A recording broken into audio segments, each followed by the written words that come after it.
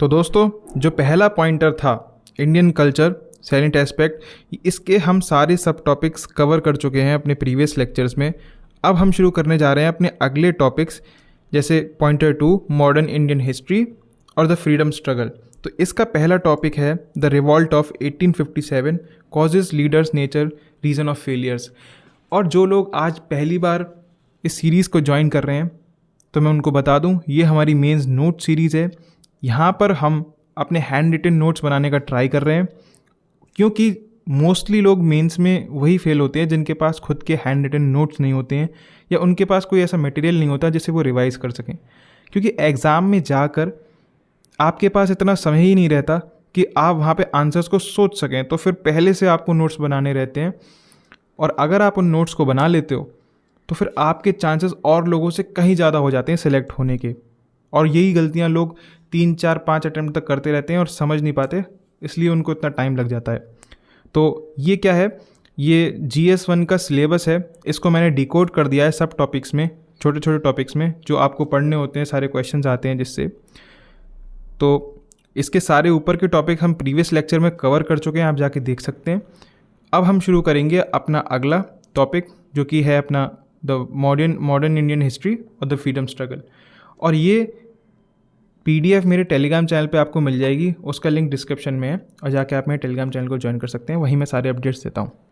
तो revolt of 1857 में हम उसके कॉजेज़ पढ़ेंगे, लीडर्स पढ़ेंगे, नेचर क्या था उसका, और रीज़न ऑफ फेलियर क्या था, क्योंकि मोस्टली क्वेश्चन यहीं से पुटअप होते हैं और डायरेक्टली क्वेश्चन आ जाते हैं। तो जैसे कि मैं आपको बताता आ रहा हूँ, इंट्रोडक्शन में आपको 3 से 4 लाइन्स ही लिखनी है, उससे ज़्यादा नहीं।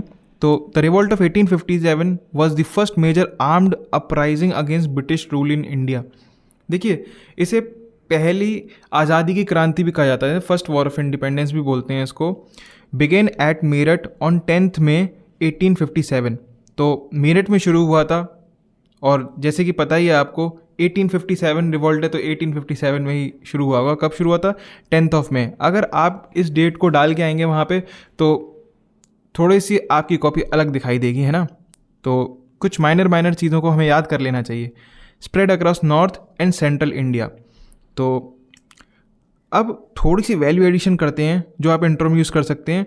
Different name by different historians, अलग अलग हिस्टोरियंस ने इसको अलग अलग नाम दिए। जैसे कुछ ने इसको सिपाही म्यूटिनी बोला, कुछ ने इसको ए नेशनल रिवॉल्ट बोला, कुछ लोगों ने इसे क्या बोला, फर्स्ट वॉर ऑफ इंडिपेंडेंस, जो कि मैंने आपको अभी बताया। तो कॉजेज़ क्या थे? सबसे पहले पॉलिटिकल कॉजेज़ हम देखते हैं। तो doctrine of lapse introduce by Lord Dalhousie.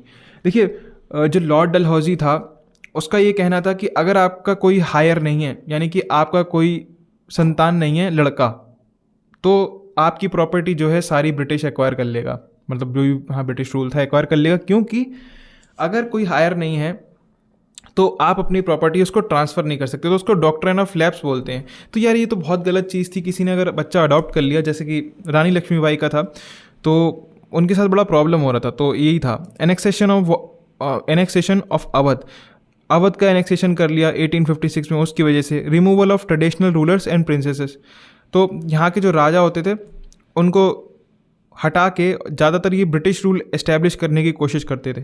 तो एग्जाम्पल में आप लिख सकते हैं Jhansi annexed under doctrine of lapse, जो कि मैंने अभी आपको ऊपर बताया। इकोनॉमिक कॉजेज क्या थे? Heavy land revenue demands, exploitation of peasants and artisans, decline of traditional handicraft industries. इसके एग्जाम्पल क्या थे? Indian textile industry suffer due to British policies. Socio and religious causes क्या थे? Fear of forced Christianisation, Christian बन जाओ। Social reforms major misunderstood by people, कुछ social reforms करने की कोशिश की इन्होंने, जैसे सती वगैरह को बैन किया, विडो रीमैरिज वगैरह करने का उन्होंने ट्राई करा। तो इस चीज़ के भी अगेंस्ट थे मतलब लोग यहाँ के, क्योंकि अपने कस्टम्स को चेंज नहीं करना चाहते थे, तो डिसकंटेंट था। Interference in traditional customs, example opposition to widow remarriage act among conservative section. ठीक है। Military causes, discrimination against Indian soldiers, तो भेदभाव करा जाता था भारतीय सोल्जर्स के साथ। Lower salaries and limited promotion, तो भाई एक पद से ऊपर जाने ही नहीं देते थे इंडियंस को। ज़्यादातर हायर पोस्ट होल्ड करी जाती थी ब्रिटिश अथॉरिटीज़ के द्वारा या फिर एलिट लोगों के द्वारा। General services enlisted act created resentment. तो जनरल सर्विसेज एनलिस्टमेंट एक्ट था, उसने लोगों के मन में थोड़ी असंतोषी भी डेवलप कर दी थी। इमीडिएट कॉजेज क्या थे? Introduction of Enfield rifles, कार्टेजेस alleged greased with cow and pig fat. तो इंडिया के अंदर गाय को जो है भगवान का रूप मानते हैं, है ना, और जो पिग होता है वो मुस्लिम कम्युनिटी के बीच में हराम माना गया है, मतलब उसको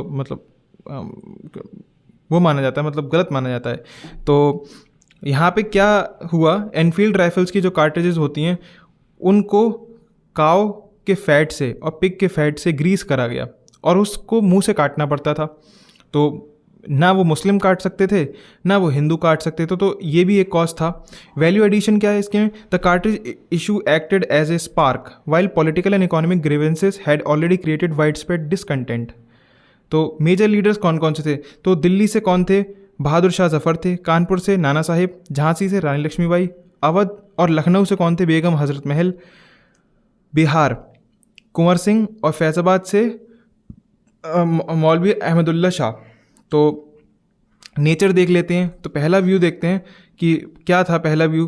तो सिपाही mutiny supported by British historian started among soldiers, limited geographical spread. तो हिस्टोरियंस कह रहे थे कि John Lawrence called it military mutiny. तो जॉन लॉरेंस ने इसको एक मिलिट्री म्यूटिनी बोला। तो दूसरा व्यू क्या था? First war of independence supported by Indian nationalist, participation of soldier, peasant, zamindars and rulers, common objective of ending British rule. Historians का देखें तो V D Savarkar term it the first war of Indian independence. तो balanced view देखते हैं। इससे आपको थोड़ा सा अगर आप जैसे आंसर में कभी कभी मांगते हैं कि आप अपना व्यूज़ दिए, तो एक बैलेंस्ड व्यू देना होता है। तो उसके लिए आप क्या लिख सकते हैं? Began as a military revolt later transformed into a broad anti colonial uprising in many regions. ठीक है, तो रीज़न क्या थे फेलियर के? पहला क्या था? लैक ऑफ यूनिटी, एकता कम थी। नो कॉमन आइडियोलॉजी और national programme, different leader pursued different objectives. दूसरा, limited geographical spread, south India में हुआ ही नहीं। Punjab, Bengal and many princely state remained largely unaffected, यहाँ पे कोई भी ऐसी अपराइजिंग फैली ही नहीं। तो weak leadership and coordination, no centralise command, poor communication among rebels. British military superiority थी, better weapons and organisation, control over railways and telegraphs. Example, telegraph enable rapid movement of British troops. तो information जितना तेज travel करती थी Britishers की, उतनी तेज हमारे पास ऐसा कुछ नहीं था कि हम लोगों को सचेत कर सकें, तो भी फेल हो जाते थे। Support to British, many rulers and group supported the British. और ब्रिटिश जैसे कि आप जानते हैं प्रिंसली स्टेट्स के अंदर थे और ज़्यादातर higher authorities, higher position hold कर रहे थे, तो फिर उनके पास काफ़ी एज था। जैसे कि आप इन सब चीज़ों को कोट करके आओगे तो आपके पास और आंसर्स कॉपी से एज होगी सब। तो देखते हैं सिग्निफिकेंस ऑफ द रिवोल्ट, है ना। End of East India Company rule, beginning of crown rule through Government of India Act 1858, growth of Indian nationalism, reorganisation of army and administration. Criticism देखते हैं, absence of modern nationalisation, lack of participation from all regions and communities, failure to formulate a common political vision. और conclusion में आपको 3 से 4 लाइनें लिखनी है। Although the revolt of 1857 failed military, it mark the beginning of organised resistance against British rule and laid the foundation for the growth of Indian nationalism. तो ये था लेक्चर। और अगर आपकी कोई क्वेरी हो तो आप नीचे कमेंट सेक्शन में लिख सकते हैं, और अगर आपका कोई क्वेश्चन हो तो आप मेरे इंस्टाग्राम पे भी मैसेज कर सकते हैं। उस सब चीज़ों का लिंक डिस्क्रिप्शन में। आप मेरा टेलीग्राम ज्वाइन कर लीजिए, वहाँ से PDF डाउनलोड कर लीजिए। फिर मिलते हैं अगली बार। Thanks for watching.